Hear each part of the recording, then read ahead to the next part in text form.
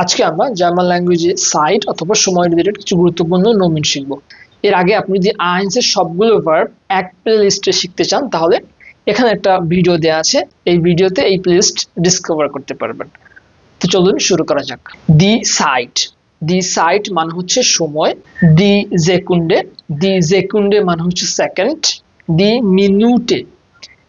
মিনিউটে মানে হচ্ছে মিনিট, দি স্টুন্ডে মানে হচ্ছে ঘন্টা, দেয়ার ঠাক মানে হচ্ছে দিন, দি ভোকে মানে হচ্ছে সপ্তাহ, দেয়ার মোনাট মানে হচ্ছে মাস, দাস ইয়া মানে হচ্ছে বছর, দাস ডাটুম মানে হচ্ছে তারিখ, দেয়া ক্যালেন্ডার মানে হচ্ছে ক্যালেন্ডার, দি উয়া মানে হচ্ছে ঘড়ি, দেয়া মোগান মানে হচ্ছে সকাল, দেয়া ফরমিটাগ মানে হচ্ছে দুপুরের আগ মুহূর্তের সময়, সেটা সাধারণত 10টা থেকে 12টা হতে পারে।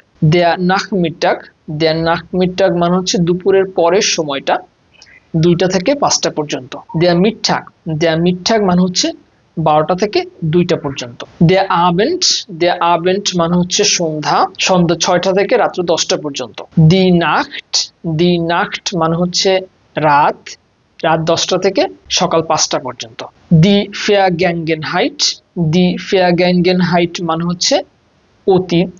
দি গেগেনভার্ট মানে হচ্ছে বর্তমান।